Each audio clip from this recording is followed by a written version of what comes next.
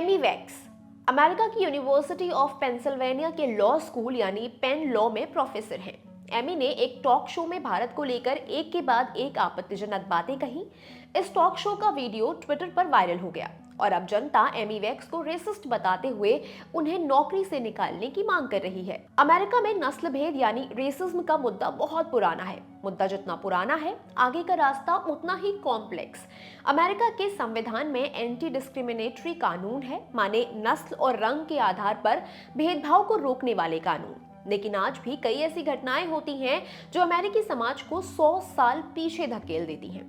ऐसी ही एक घटना सामने आई है अमेरिकी जर्नलिस्ट टकर कार्लसन के टॉक शो में। यूनिवर्सिटी ऑफ पेंसिल्वेनिया की प्रोफेसर एमी वैक्स ने एक रेसिस्ट टिप्पणी की। शो में उन्होंने दावा किया कि ब्लैक और दूसरे गैर पश्चिमी ग्रुप्स पश्चिमी लोगों से जलते हैं। उन्होंने भारत को लेकर बेहद आपत्तिजनक टिप्पणी की। वे यानी कि भारतीय अमेरिका में हर चीज की आलोचना करते हैं, जबकि उनका अपना देश एक है। एमी वैक्स एक न्यूरोलॉजिस्ट हैं। उन्होंने अमेरिका में काम कर रहे भारतीय डॉक्टर्स को लेकर भी आपत्तिजनक बात की।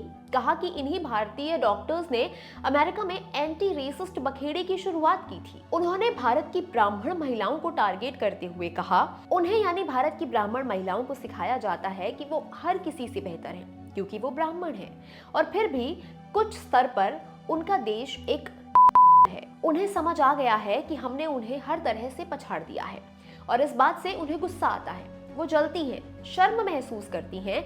ये सबसे राक्षसी प्रवृत्ति पैदा करती है। वीडियो का यह आपत्तिजनक क्लिप ट्विटर पर आ गया। बस बवाल शुरू होना ही था। कुछ ही देर में ये क्लिप 10 लाख से भी ज्यादा बार देख लिया गया। ज्यादातर ट्विटर रिएक्शंस गुस्से वाले थे, लेकिन उनके लिए ये कोई झटके जैसा नहीं था। ज्यादातर लोगों ने व्हाइट सुप्रीमेसी पर कटाक्ष करते हुए यही कहा कि ये तो होता ही रहता है।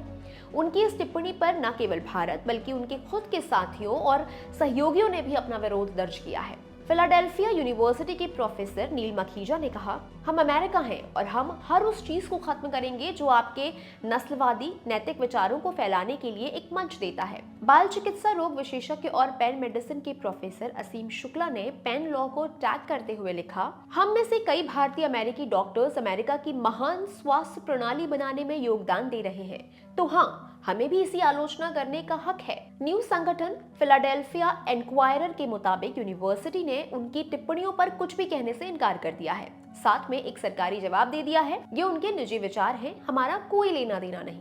एक यूजर ने अमेरिका पर तंज करते हुए लिखा, एमी वैक्स को पता होगा कि अमेरिका में गोरों को किस आधार पर उनकी उत्कृष्ट उपलब्धियां मिली हैं, लेकिन वो इसे अनदेखा करना पसंद करती हैं।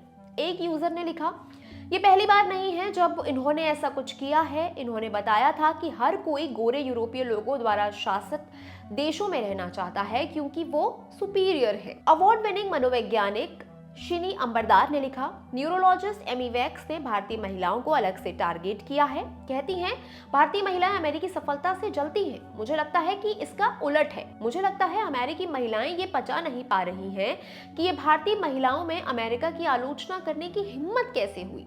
उन्होंने अपनी आवाज कैसे उठाई?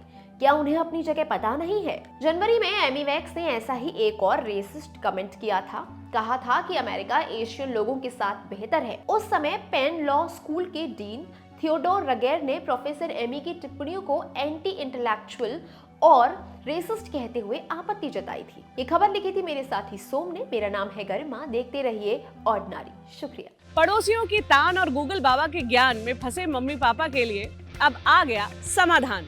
ऑर्डिनरी का नया शो परवरिश, जो आपके बच्चे की पढ़ाई से लेकर उसकी डाइट तक आपका देगा साथ। ये है एक कंप्लीट शो आपके बच्चे के लिए और आपके लिए। तो देखना मत भूलिएगा हर बुधवार ऑर्डिनरी पर परवरिश गीतिका के साथ।